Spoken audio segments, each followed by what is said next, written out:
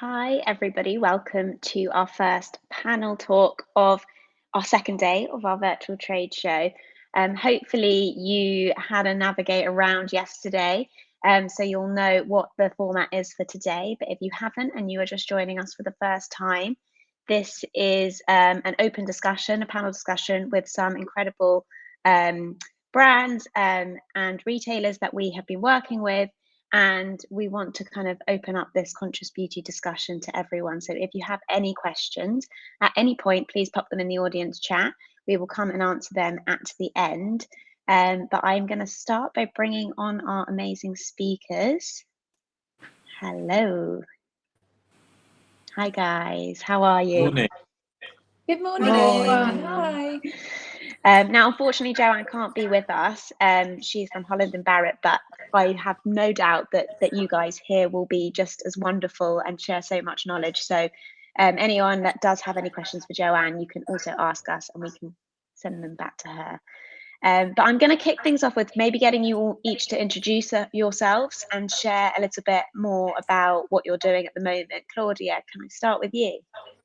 Yeah, hi everyone. Really lovely to be here. Yeah, my name's Claudia and I'm the founder of Circular.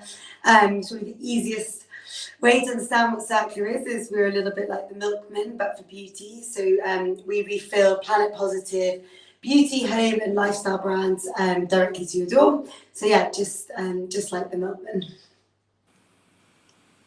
I love that analogy. It's great. Ben, I'd love for you to just give us an intro. Sure. I'm Ben. I'm founder of Subtract, the award-winning solid skincare brand at Zero Waste. Founded Subtract in September 2020, and prior to that, I was MD at Bulldog Skincare.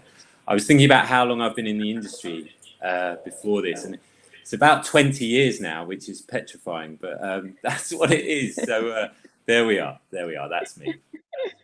Amazing. And Ben, you've just won some incredible awards, shortlist awards.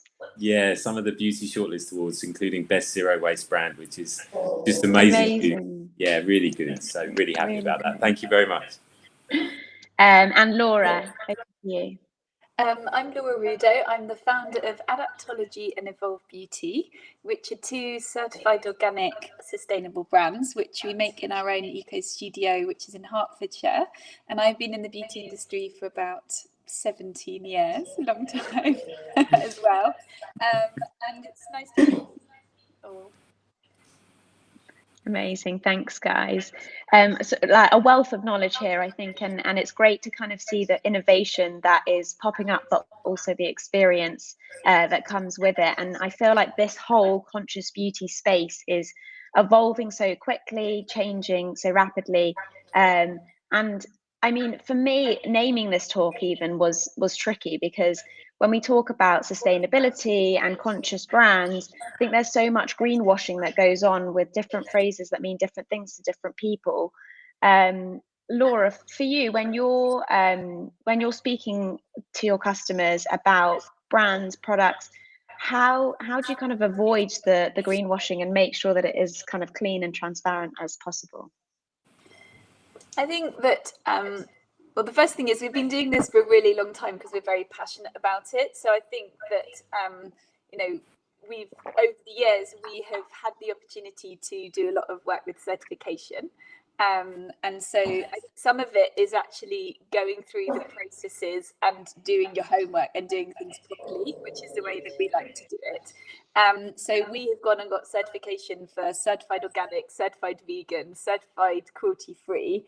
And I think that brands who've done that process will understand that it's actually a bit more in depth than you thought. So before we got vegan, for example, we thought we could say, oh, well, we're vegan. We don't use milk. We don't use beeswax. We're vegan. But it's a lot more complicated than that. So we were looking at the emulsifier or the enzyme that was used to produce, some tiny ingredient that goes in a product. So it's a lot more complicated than we first realized. But now we have all those certifications. With sustainable, obviously, that's very broad, and there are lots of other things you can look at, like all of the packaging waste and things where there aren't certifications. We have gone and also got, we've done some carbon mapping. So we've now offset our carbon footprint and we know what it is. And that relates to lots of different things in sustainability.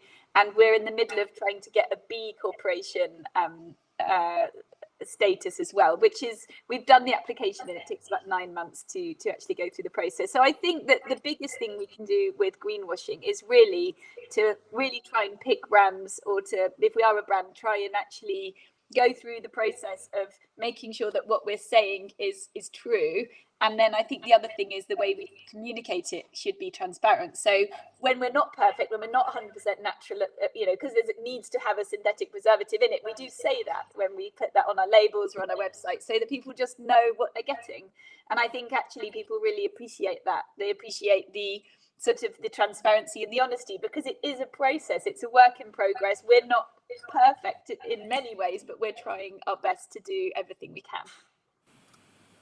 I think that's really interesting, because to be honest, unless I'm in the beauty industry, and so I know that the length of time it takes to get these certifications. But for those that don't, I think that they don't quite realize what goes into it. And so actually getting them as a brand is a huge plus. And for you, Claudia, when you're looking for brands to join Circler, is that something that you're keen to kind of keep your eye on?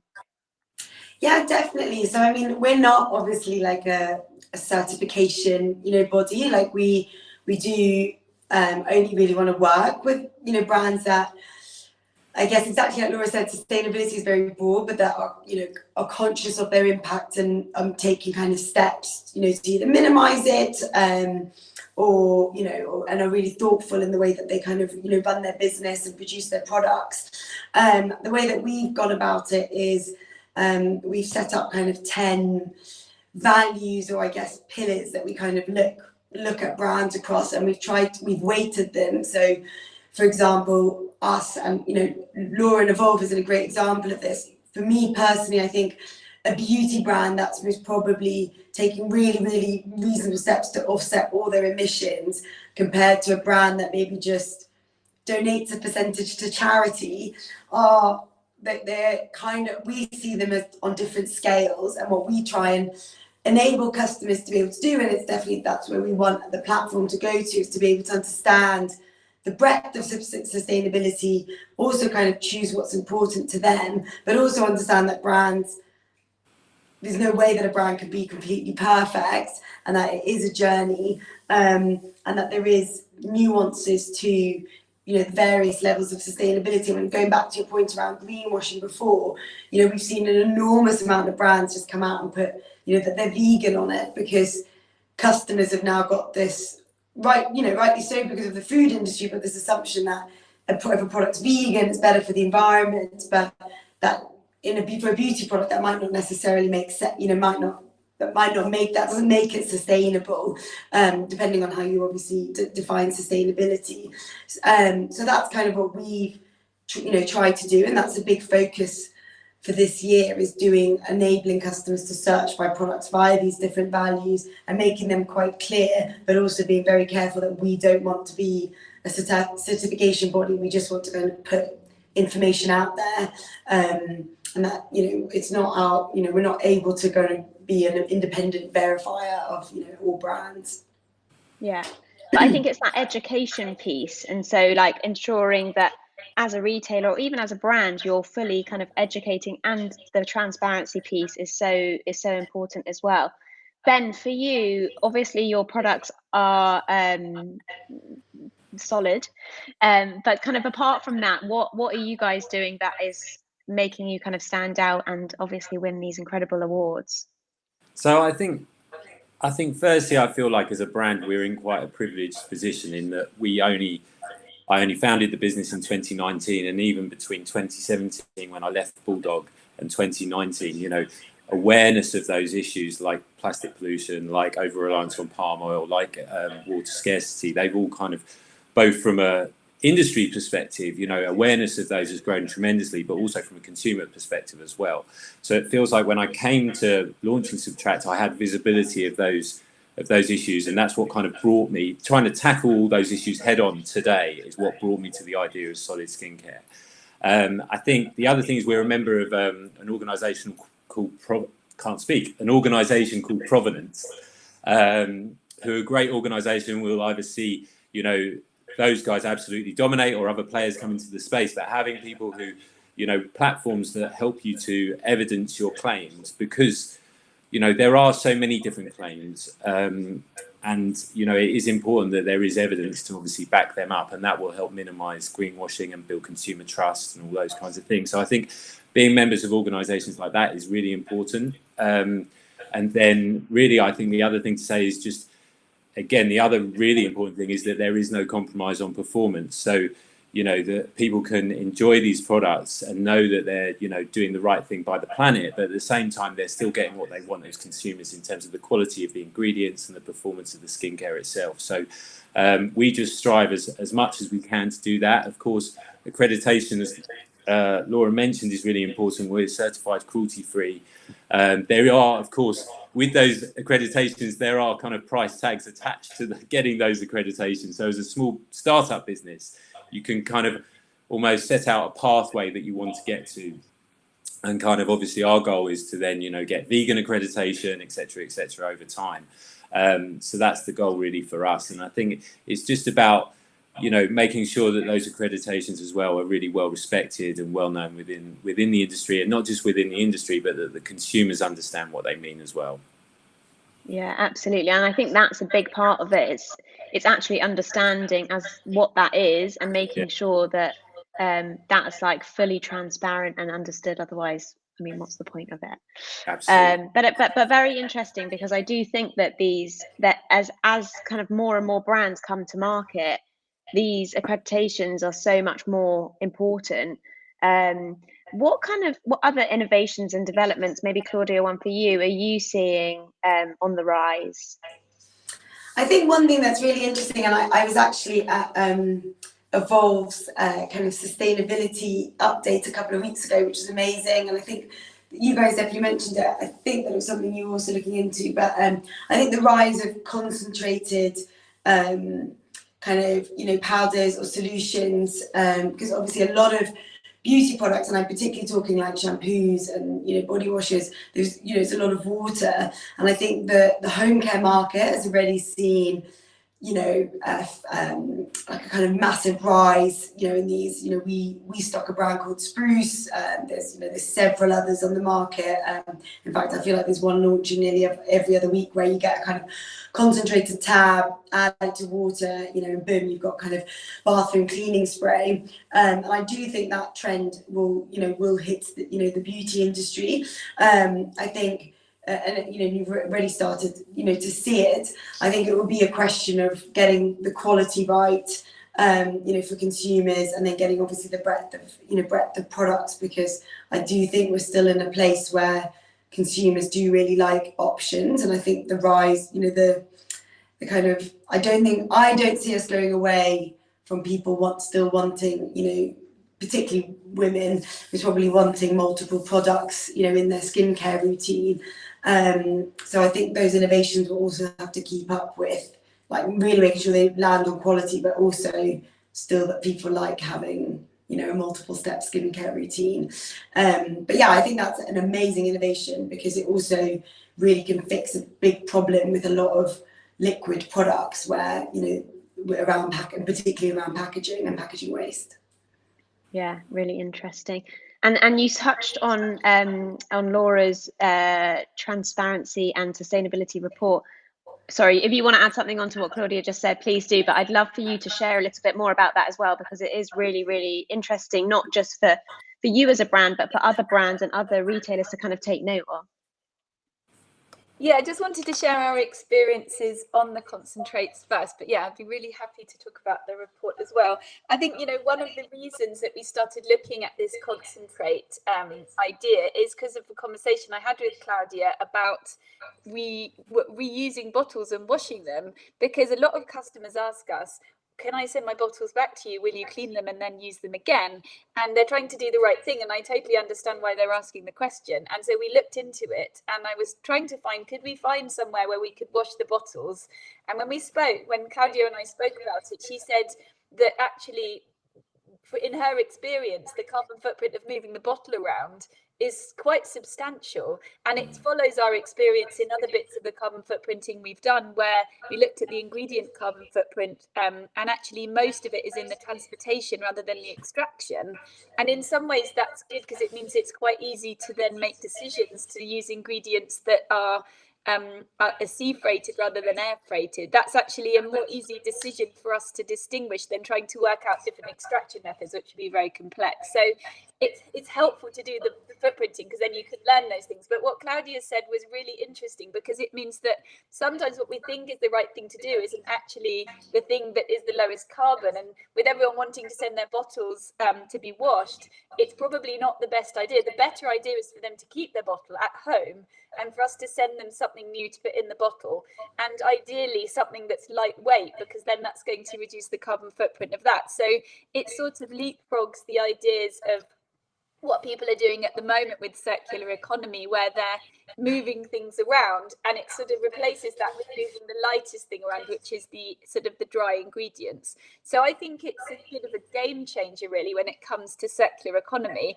And obviously if you don't need a packaging at all, then that's even better in a way. So for products which are solid, like Ben's making, that's another really good way of sort of leapfrogging even needing any packaging.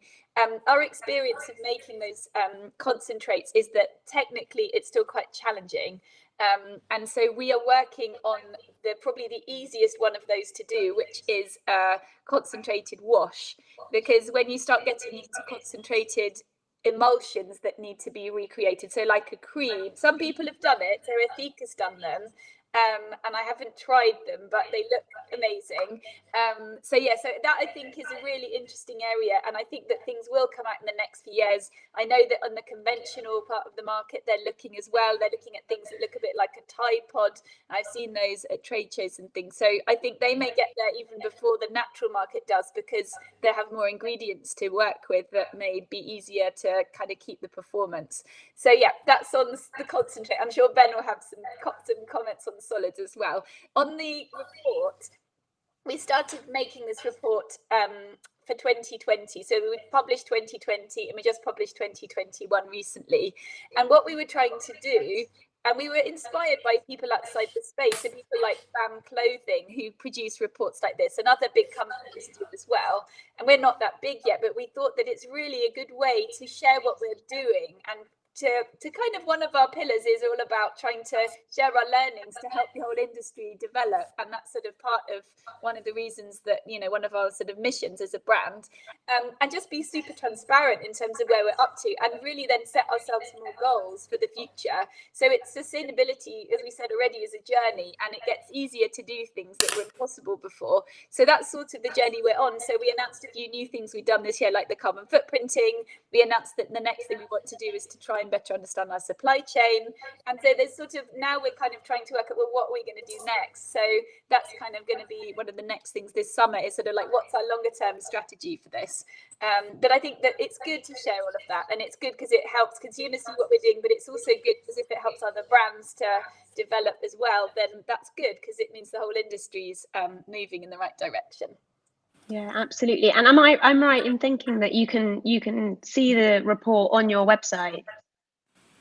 Yeah, so it's open to anyone could kind of have a look at. So the way that we launched it both years was that we did some kind of a seminar the year before. So early 2021, we did a seminar series online because it was the middle of COVID. But this year we actually did a physical event, and then you could also see it online as well. So there's a video of that, of me talking with some of the experts we work with, including Jessie from Provenance, because we're working with them as well, and the people who helped us with the carbon footprinting and the B Corporation certification, because they're the experts rather than me. So I got them to explain about all of the things to do with those areas. But yeah, you can get the report as well from our website. That's great. I think that's really interesting. And I think going back to kind of what you were saying, the kind of future of not washing out bottles and reusing them, is it kind of goes back to that plastic story of like, we're trying to find alternatives for plastic with glass, but then is the glass heavier than the carbon footprint? Then there's so many kind of elements of it that you can go through. Go on, Ben. Yeah, I was just going to say, you know, it feels to me like, you know, from an ingredient perspective, I mean, obviously the innovation in the ingredients area is always on. But for me, the key innovations for this industry will come in the delivery mechanisms, in the supply chain. They're the things that will really make the difference in terms of, the positive environmental impact that the industry can have, or rather reducing the negative impact that the industry has. So I think they're really the key areas for me. I think we know what ingredients benefit the skin. We know how the skin works. And it's all about figuring out, well, how do we use those ingredients in a way, and how do we deliver them in a way that reduces their impact on the planet. And I don't think the supply chain side of things can be underestimated either, as Laura talked about. Whether it's sea freighting, whether it's sourcing raw ingredients from closer to home, all those things have a huge impact on the footprint of production. And of course, not using water, which solid products negate the need for added water in formulations. Obviously, that can have a big impact as well. But I think, obviously, when I came to sort of founding Subtract, there was a decision to make as to whether I went down that refillable route or whether I went down the kind of solid route. And, both are, of course, real steps forward in terms of tackling the issues facing the industry. But for me, the one that kind of enabled me to really kind of tackle things head on today without any compromise on performance, I felt was the solid route with domestically compostable packaging, because I guess with the refillable route with all these things, it's all about kind of reducing the friction for the consumer and the compromise as well. And so for me, that was the way forward. I think it's quite amazing now, though, that like indie brands aren't just kind of launching a brand, but your kind of finger has to be on the pulse at all times to kind of be at the forefront of innovation and be making sure that you're kind of creating the products of the future, I guess. We've spoken about solid skincare and refillables. Are there any other kind of elements, maybe in packaging? You talked about decompostable packaging, Ben, but that you are seeing great innovations and exciting developments? For me, I think there's more and more innovations out there, of course, but again, it's almost, it is also susceptible to kind of greenwashing as an industry in itself as well. So you really have to dig into, what does, something that's compostable, what does that really mean? Is it domestically compostable? Is it industrially compostable? If something is, made from cornstarch, is that really actually a form of plastic, ultimately the way it's been developed, et cetera, et cetera. So there are innovations, and some of them are fantastic, mushrooms, materials made from mushrooms, all those kinds of things are really great and things that we're looking at. Obviously, a lot of them is tricky because when you get water involved, water can have quite a detrimental effect on a lot of materials. So, which is why arguably plastic has become the kind of material of choice over the years. But yeah, absolutely. I think, the packaging industry, both, and I think for me, so, just as an example, our compostable cartons are actually made from a board that was kind of originally used in the catering industry, obviously to stop, food oils and all that kind of thing leaching through the material. So I think it's not just, it's almost like there's lots of industries facing similar problems, and the solutions will come from sort of cross-pollination, if you like, rather than just us kind of sitting there going, well, what's going on in our little world and what's available from our current supplier base. It's like you have to kind of really open your mind to absolutely everything. Absolutely. Laura, do you want to add on to that? Yeah, I think that one of the big challenges is that compostable film can't be used with water, like you're saying. So when we looked at making sachets, I was really disappointed that there wasn't a better material to use.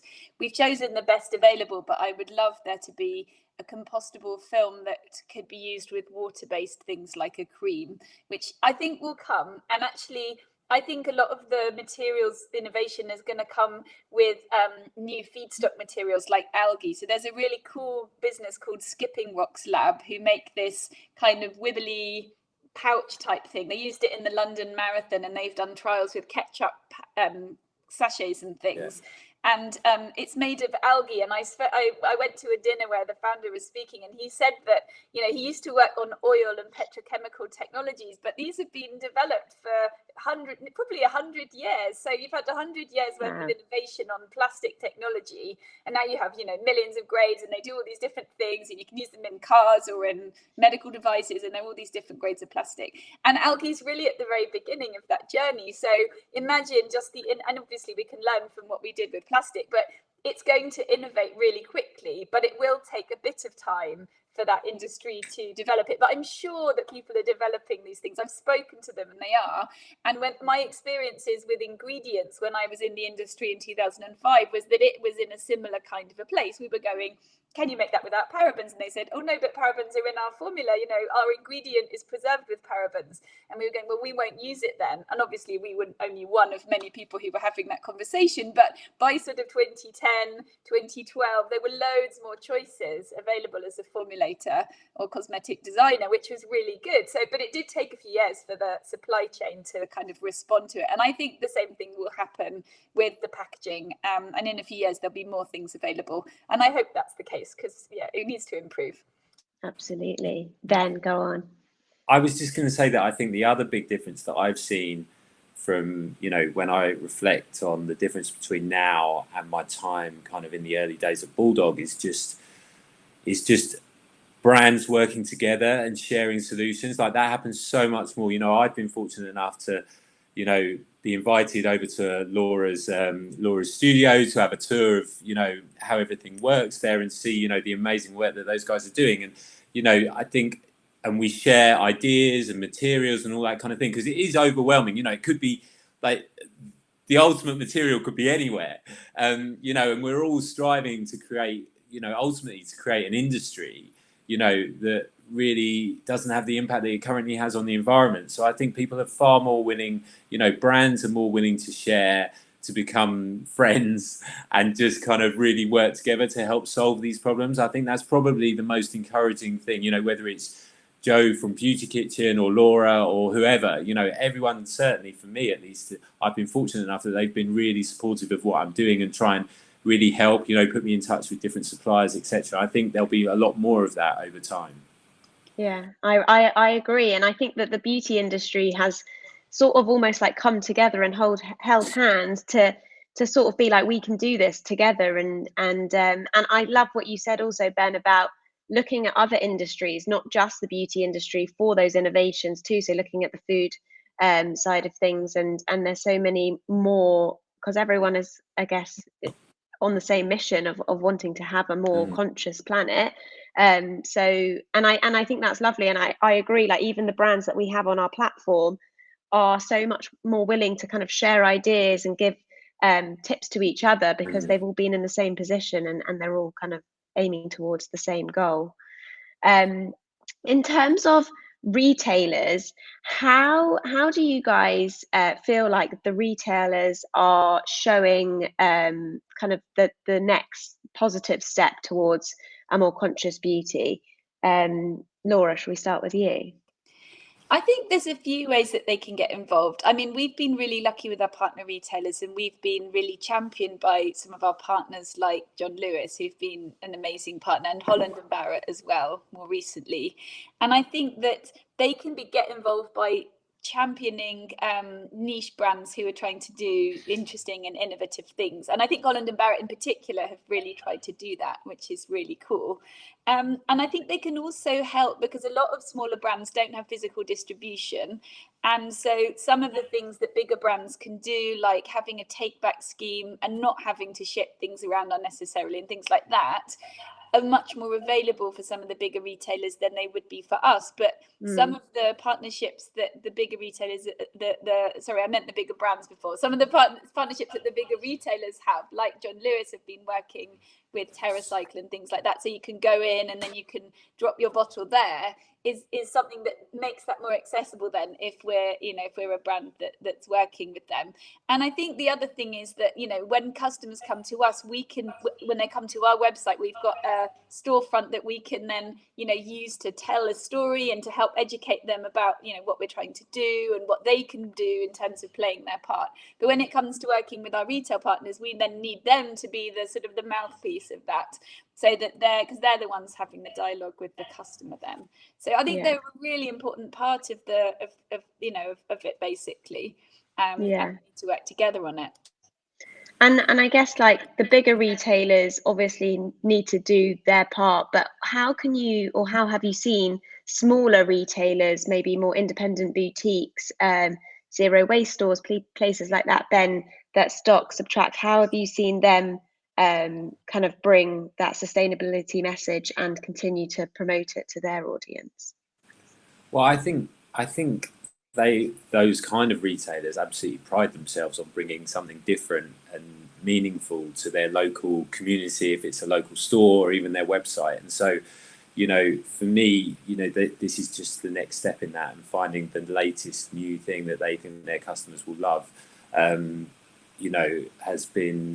is kind of core to their proposition, really, and core to their success. And I think, some of the retailers that we work with through Curate, whether it's there's a store called 4 State, who I think Joe from 4 State is speaking later, and then a store called Know and Love in Stoke Newington, and both of those, the products do fantastically well there. And I think that's because, it's just the right customer in the right place, looking for something that is different, that will make a difference. And so I think that we see that a lot, and as I say, those retailers pride themselves on offering something different and that makes a difference. But then we've also had success with we've recently launched on Urban Outfitters, which is fantastic, because as a brand, obviously that's a bit of a coup for us. And I think it just demonstrates that it isn't just the zero waste stores or the refillable stores or the I guess conscious lifestyle stores that are focused on this, but also bigger retailers like Urban Outfitters, who are talking to arguably a slightly younger demographic.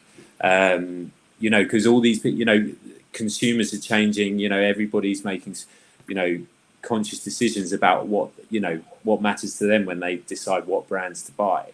And so I think bigger retailers are coming on board. And as Laura said, I was thinking about Holland & Barrett, thinking that obviously Joanne would be on this call today. And, I think they are, there are like Space NK have got an initiative, John Lewis have got an initiative, but I think Holland & Barrett, the only retailer I've seen with a zero waste area, for want of a better word, or fixture in store dedicated to zero waste products, which is quite interesting. So I think that demonstrates that, as I said, those 3 retailers, particularly with their initiatives, and obviously, Selfridges have got Project Earth and everything else. So everybody's coming around to this way of thinking and realizing that for every consumer now, it's, a key part of their decision-making process.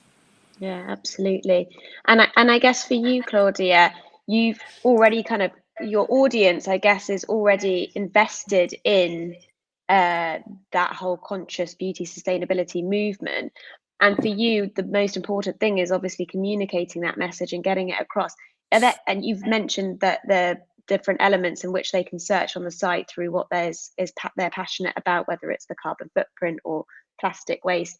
Is there anything else that you're doing that you really believe is helping kind of change the future, I guess, of consumers' behaviour? I guess for us, we have 2 things that, I guess 2 messages. One is obviously around, people might find Circla and they're like, oh, I love this. It's an easy way to, be able to reuse my packaging, because, a lot of people just might not be able to get to a zero waste shop and refill. And there's a kind of huge convenience element involved in the model. And then they might be like, okay, but I love this, but I don't actually know or use any of the products. And therefore you've kind of there's a big education piece around, the products themselves, or the other times it can work, it can work the other way. I think a big thing for us is that we focus on is very similar to that. Our process is not perfect. I don't think anyone has got solving packaging in the beauty industry the perfect solution, or that there ever will be one that works for all customers. Some people will absolutely love solid products, amazing. Some people won't. It just won't work for them. You won't be able to get every product into a concentrated form. And I also think, we also don't ever talk about ourselves as a zero, waste brand, because we still do produce, a lot of waste. We are. At the moment, we do use glass, which exactly as I think yourself mentioned earlier, it's heavy to transport. We've recently just won a grant to be able to develop that side of our reusable packaging so that we can be more mindful of its own impact itself. Plastic pumps can't be reused, labels are an issue as well. So, our process isn't perfect, and we try as much as possible to be open about that, but say that. And I think all the brands here, will agree that, it's a journey. It's also limited sometimes by funding and a lot of testing. You've got to try things out and work what works and what doesn't.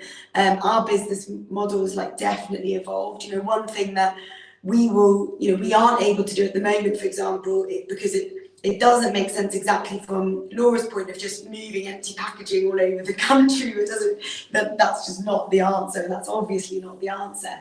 So for us, for example, we only ever pick up empty packaging when a customer reorders, so that there's only one journey. So imagine a bicycle courier is doing that journey anyway, and we do make sure that all of our deliveries are emission free.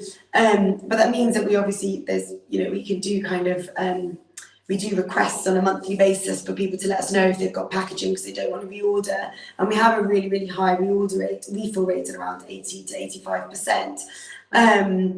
But it's still, it's still not a perfect process. And, the other part of it is around cleaning of the packaging.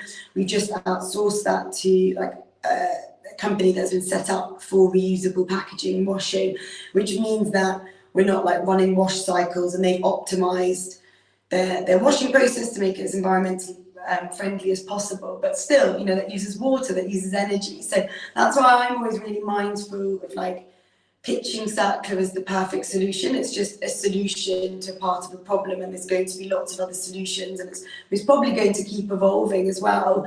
The way that I see the platform going is to be ultimately a place for people to discover brands and products that have circular principles at the heart of them. So to be able to stock concentrated products, solid products, do the refill side of it, and it becomes a bit of a discovery platform. But yeah, there's a lot to communicate to customers, and I think that is also, and I think everyone will find that here, and that's why certain terminology, I think, has kind of clocked on in the consumer's consciousness that makes it easy for them to understand things, but also we have to be very careful as a brand, because sometimes that makes it, we can be just using terms that are actually then, not truthful and transparent just because they're easy to market to a customer. So it is very complicated, and I do find it there is a complexity to navigate, and being I need to be able to market the solution and also staying kind of truthful and transparent. So yeah, I bet everyone will find that who's running a brand that's got sustainable values. Absolutely, and I think that's I really value you actually saying that on here, because I think that so many brands or companies choose to be a sustainable brand, and that's all they want to put out. But actually being honest and saying that we're not perfect, we're working on these elements, and that's really what is going to engage the consumer and make your brand feel authentic, which at the end of the day is what we want. Yes, Ben. I was just going to say, I totally agree with Claudia there, and it is, I think the point that it's an evolutionary process. I'm, obviously my brand and my range is solid, but that I don't know where the future is going to go, and it may be that there's a remarkable material that and sort of steps forward in the formulation process that mean you can produce waterless, products in a better format. So it's not. I think everybody has to accept that this is something that is just fluid and that has to change over time. And as I said, I feel like with Solid at the moment, my opinion, at the start of founding this business was that was the quickest and most effective way of doing this without a compromise on performance. But it is an evolutionary process, and there will be changes along the way and changes to business models and all that kind of stuff that will happen just to help tackle this problem. And I think consumers see that, and they respect brands that are open and honest and aren't making out that they're the silver bullet to this problem, because there isn't one, as Claudia also said, and so I think that's really important. But also what you said was the efficacy is still like at the forefront. Like it's great having everything that's all natural and plastic free and X, Y, and Z, but actually if it doesn't work, the consumer's not going to come back. I mean, I think it's quite a miracle that you've made a night balm from a solid product. I think that's incredible. And so I feel like those innovations are what we're going to really see develop and evolve over time.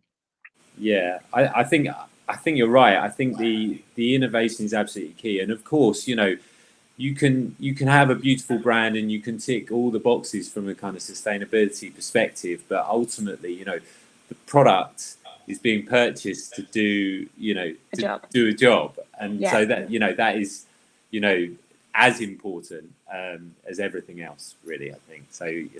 That's obviously and I think at the time, going back to my Bulldog days, we actually we developed a deodorant, and then which is fantastic, natural formulation, everything else, but at the time it didn't work, and so we just like, we can't launch this, we're just gonna have to delay the launch. And I think and I'm certainly, there's a couple of products that I'm working on at the moment where I've made the decision to delay the launch just because they have to be there from a performance perspective. There's just no point in putting something out there just because it is solid and therefore plastic free. It still needs to do that job. Absolutely. Claudia, did you want to add something onto that?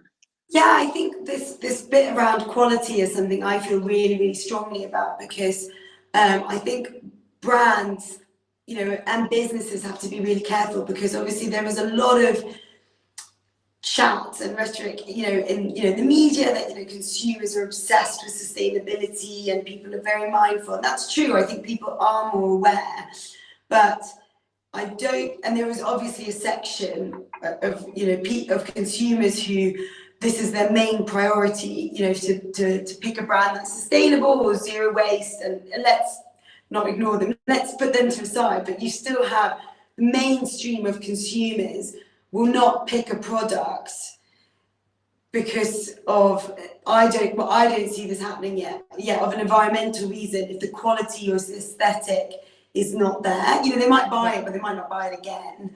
And therefore, I think we have to. I think that's something. It can be quite easy to get swept up sometimes, I think, in that everyone is placing this as a huge conscious consumer decision in their purchasing power, and there is obviously the rise of ethical spending has dramatically increased, but there is also, like, on the opposite side, and let's just look at the fashion industry.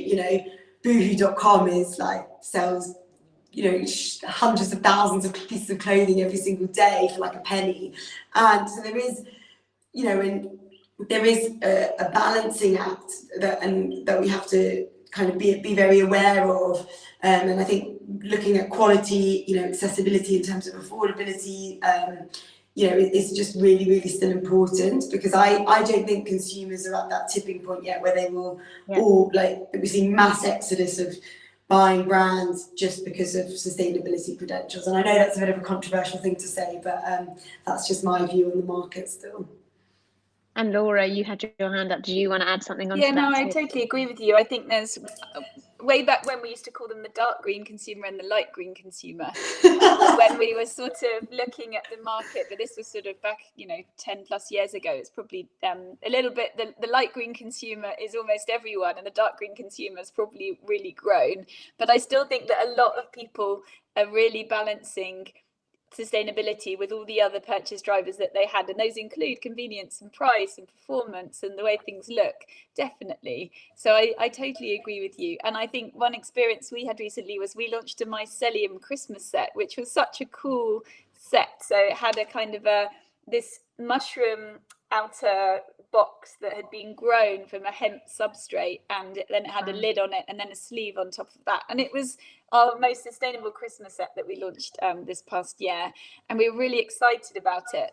And we worked with a company in the UK to do it, and one challenge we had is that the technology is so new that getting enough of the mushroom boxes when we needed them was really challenging.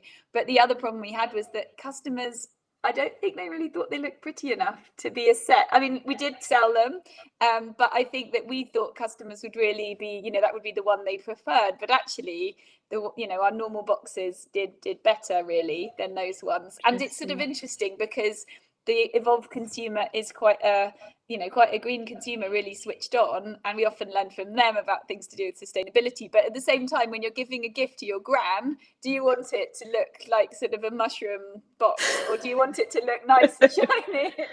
Yeah. It's sort of interesting, but I don't think there can be any compromises when it comes to natural things. And so if it doesn't look quite as good, then you have to work doubly hard to really communicate why it's really cool. And it's a good learning for us from that perspective. And I think anything new needs to work just as well, if not better, than the equivalent, because you've got to convince people to switch. And I think, like any new technology, there's this thing called crossing the chasm, where you've got your early adopters who kind of really love something new and they're really into that, but then you have to kind of jump over this chasm to get to the mainstream, and it's about awareness and people trying things. So I think the new technologies are great, and I think it will just take a bit longer than you think they will to get to everybody. But maybe that's just the way it was before. Maybe everyone's much more aware, which hopefully means it won't be too slow. Yeah, no, I totally agree.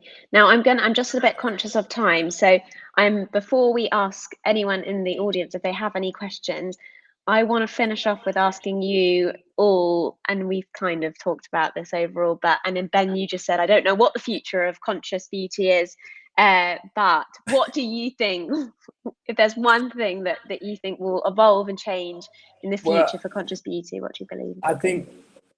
I think firstly it's about thinking about it slightly different, because we refer to conscious beauty like it's this subcategory within the broader category. I just see it as being the whole of the category will become more conscious, as a whole, and that's the only way it can go, right? Because it can't keep having this sort of huge environmental impact. It just can't. It's not sustainable. Literally not sustainable. So, so I think there's that. I think there'll be more. I think there'll be more sort of small batch production, and there'll be more. Brands doing lots of smaller runs so that they can innovate quicker and change their products quicker over time. As I said earlier, I think there'll be more, or platforms like Provenance will grow as well, and that will become more and more important as, greenwashing inevitably, as a consequence of all of this, becomes more prevalent as well. And so, the challenge for me, as I said, is more the delivery systems, the supply chain, and then, of course, the education piece for the consumers. And as Laura rightly says, kind of crossing that chasm for a brand like Subtract, which is kind of, on the edge at the moment, trying to figure out how to jump. So absolutely. Okay, great. Thank you, Ben. And Claudia, what about for you? Yeah, I mean, I would echo a lot of the same points. I think for me, the future is I see it being broken down, and we at the moment, brands are just we could just say like, that's a sustainable brand, that's not a sustainable brand. But I think the various factors that make up sustainability and the nuances, I think, are going to become more evident, and consumers over time will become more educated to be able to understand the breadth of it, and be open to kind of understanding the complexity, and that being more transparent. I think the biggest thing for me though is I think there's just going to be just a huge amount of innovation. The beauty industry is never going to go away. Like I think it's a prime place, for innovation. And I think you will see more brands working exactly like, together, kind of finding solutions. I mean, for example, I've known Laura for a few years now. She was one of the first brands I ever spoke to when I started thinking about Circular. And I think that will, that those kind of, partnerships and working together, will continue. And I think the one thing I do think, though, that I can't imagine going back at all. I think there's still a lot that's going to happen around packaging, but I think the movement towards consumers being a lot more focused on the ingredients and what's in the ingredients, I see that as something that's only going to grow. And I think that is a big challenge to big mass-produced brands, because unfortunately, as anyone who has built a product, being able to get really good quality ingredients at a low price is very, very difficult. And I think that's that's going to be a big challenge for mass-produced brands as consumers. Ignore the packaging bit, but on the ingredient side, to really be able to compete with, smaller brands that are doing this really, really well and are experts in it. Amazing, really interesting. And finally, Laura. I definitely agree that supply chain will become a focus, and it's certainly been one of our new focuses. And I think that what we found when we started looking at it is that it's such a black box. So, where does this ingredient come from? And then the supplier says, well, the feedstock's from this country and this is from that. It's very complicated, and often, some of these ingredients are just on the sort of the commercial commodity markets, and it's very hard to get information about them when they're a mainstream ingredient.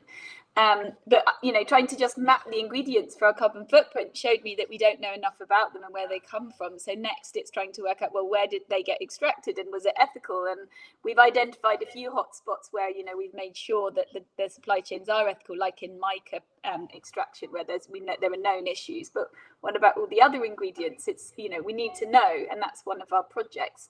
So I think that really it's about more transparency and more data, and I think having that data will help us make better decisions. So we're looking at trying to get towards net zero, and we understand that net zero is a target and it's a long off target and we need to get there. But when we spoke to the climate mapping people, we said, well, what is net zero for cosmetics? And they went, well, it hasn't been defined yet. And we went, well, how can we measure it? Because how can we get to it? We don't know what it is.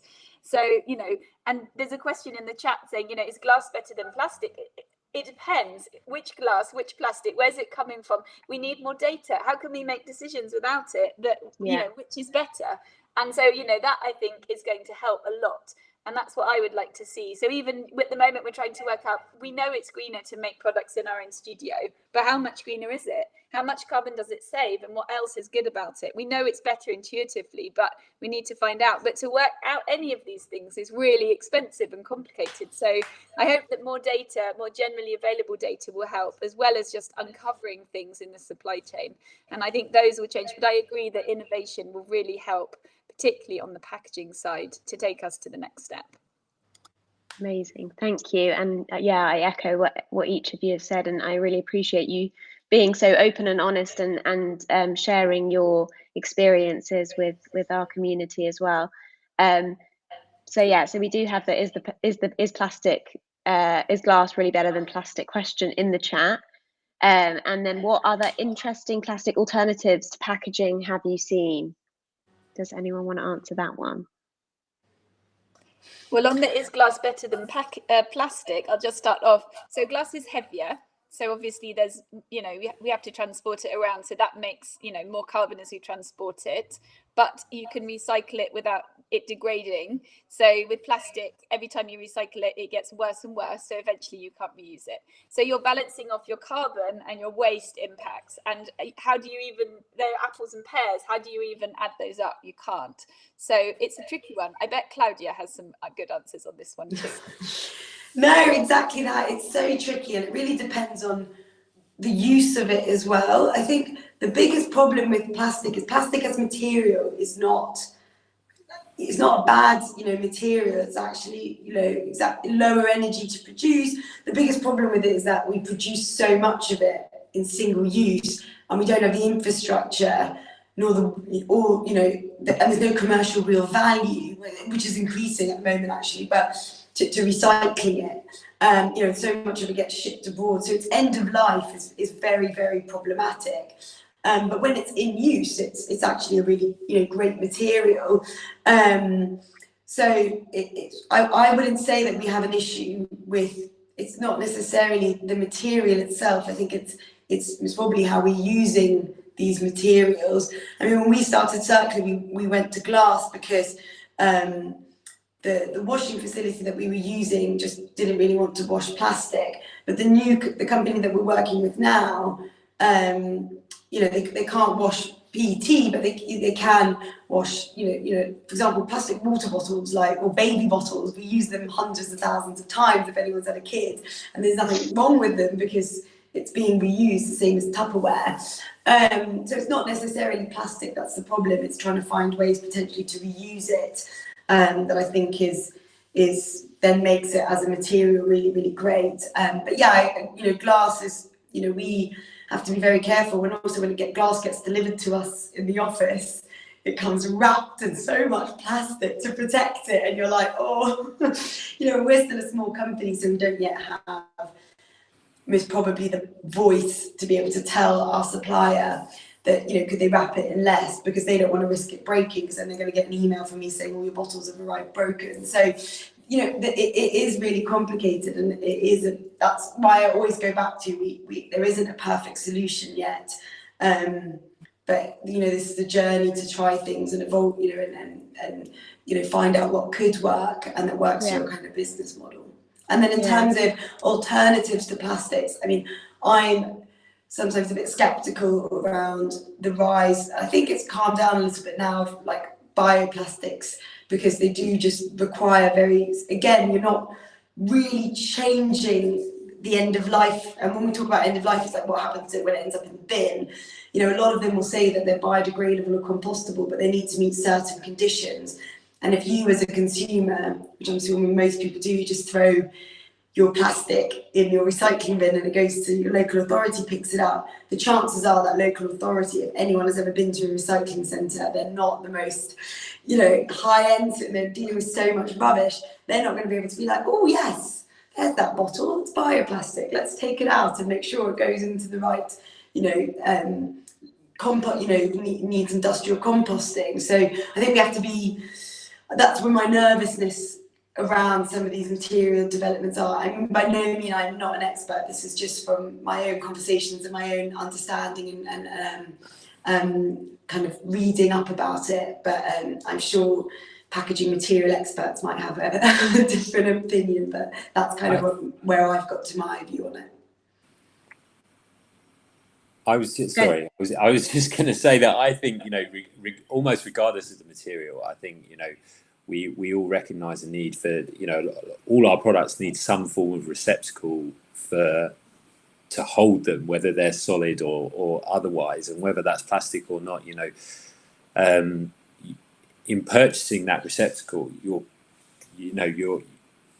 brand is asking you to commit to being with it for the, you know, foreseeable future, which is fantastic. But, you know, I think in the beauty industry specifically, you know, customers are arguably quite promiscuous. They like to try new things, new innovations from different brands, etc., etc. And so it is about, like, solving that problem is quite difficult, really, because, you know, even if you're making something out of wood or glass or whatever, it's like, you know, the goal is for that not to end up in the bin. The goal is for that to be reused over time, regardless of, you know, whatever skincare brand you choose to use. And so it's, you know, brands have to do a lot, retailers have to do a lot, and consumers have to do a lot. You know, everybody, for the whole thing to work and move forward, it's like everybody has to get involved. It can't just be kind of one party, if you like. Yeah, no, absolutely. Well, thank you so much. If there are any more questions, please do pop them in the chat now. But yeah, I mean, that was a wealth of knowledge. I think that anyone watching hopefully learned some interesting things from each of you. Thank you so much for sharing your knowledge and spending the time to be with us and talk about this conversation, because as you said, Ben, like, it's not just for one part. It's not just the brand side. It's not just the retailers. It's actually the whole world has to kind of come together and actually be part of this. And so So yeah, amazing. Thank you for having the conversation and for being with us. Thanks everyone for watching. Thanks a Thank lot. you very much. Thank you. Bye. Bye.